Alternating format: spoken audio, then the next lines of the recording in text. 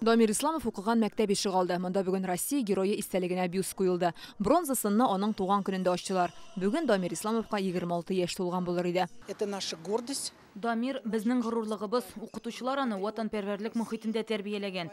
Мәктәп ишек алдында аның истәлегенә бюст урнаштыру тәкъдимен алгач, без шатландык кына.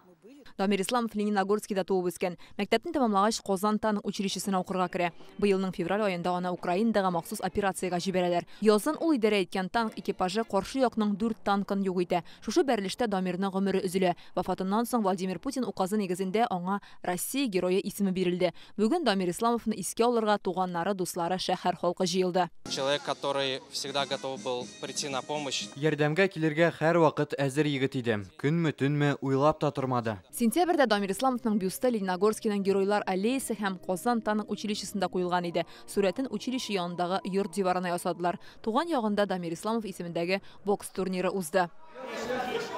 Сегодня мы продолжаем традицию увековечения памяти наших солдат.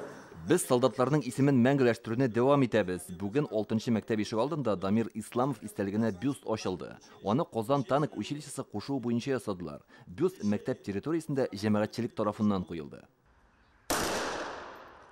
Герой укыган мәктәптәге яшь армиячеләр отряды Дамир Исламов исемен йөртә. Монда аның турында истәлек бүлмәсе дә бар.